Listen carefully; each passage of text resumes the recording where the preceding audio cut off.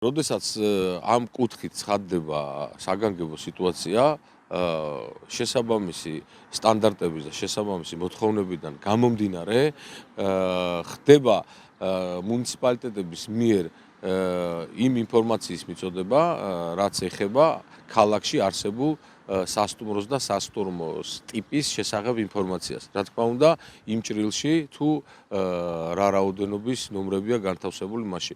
შემდგომ ამისა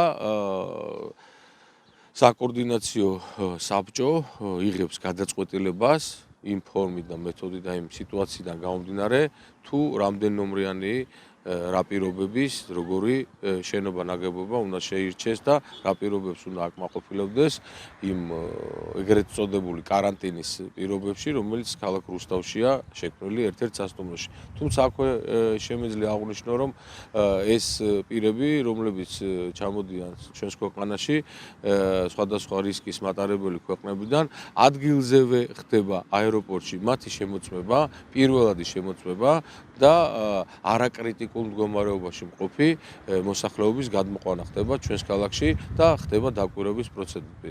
ის ჩვენ რო აღვნიშნოთ ის, რომ თქვათ აქ გარკვეულწილად დაინფიცირებული და ავადმყოფები ადამიანები შემოდიან, არ ვიქნებით მართლა, იმიტომ რომ ეს არის ის კატეგორია, რომლებსაც სიმპტომები არ აღენიშნებათ, მაგრამ იმყოფებოდნენ რისკის მქონე ქვეყნებში. როდესაც აღნიშნული ღონისძიება ტარდება, ფორმდება შესაბამისი ხელშეკრულება, რომელიც ხელშეკრულების საფუძველზეც განისაზღვრება როგორც მომსახურების გადასახადი, ის კვებით და ასე შემდეგ, ასევე იმ ობიექტში და იმ ფარდში განთავსებული ადამიანების კომპენსაციის საკითხიც სამართლებრივად ესეა და იმედი მაქვს, რომ ხელშეკრულება შესაბამისად იქნება გაფორმებული.